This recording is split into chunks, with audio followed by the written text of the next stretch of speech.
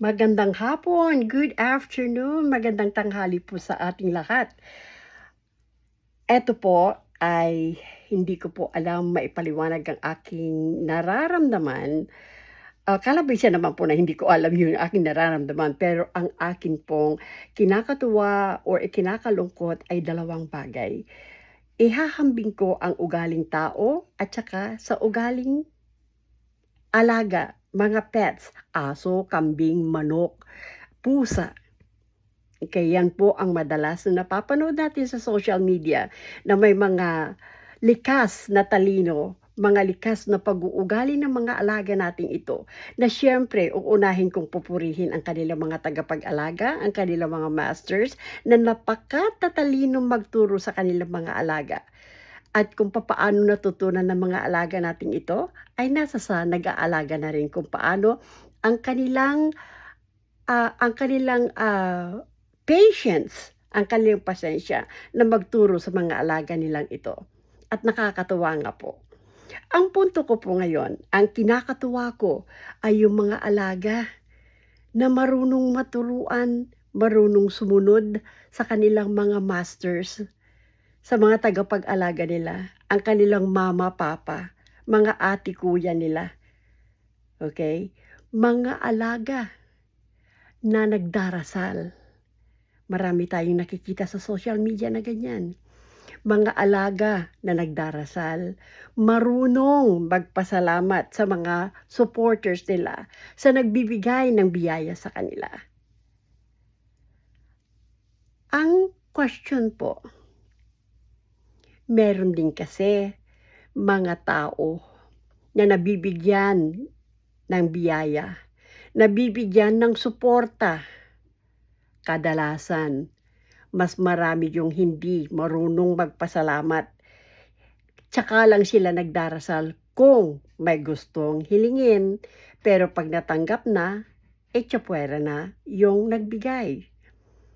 So yan po ang aking ikinukumpara between a person and pets.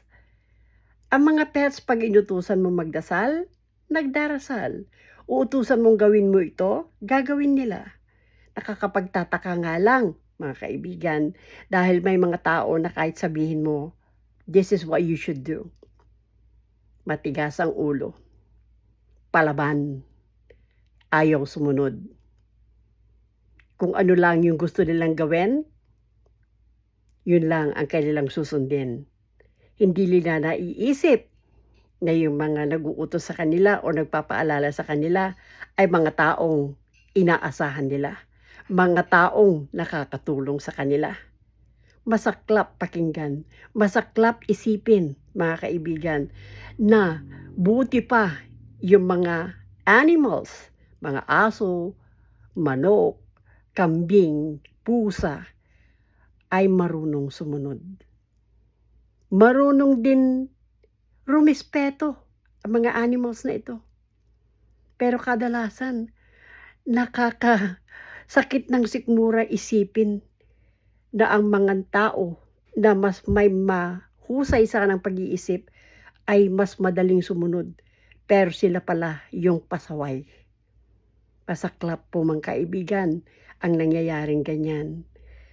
Lalo na sa mga taong umaasa sa atin. Okay? Na hindi marunong rumispeto. Sa mga taong nakakatulong, ang hangad lang naman po namin ay konting respeto. Na kung sana, hindi sa amin din. Hindi ito sa ganang pagmamalaki. Nasasabi lang to, real talk lang to mga kaibigan. Na kung hindi rin naman sa konting tulong namin, yung bagay na inasahan ninyo na ibibigay, dadapo na lang sa palad ninyo. Diyan na lang, wala kayong kahirap-hirap. Napapasa inyo yung tulong na yan. Ang ayuda na yan. Tapos wala pa kayong respeto sa mga tumutulong sa inyo.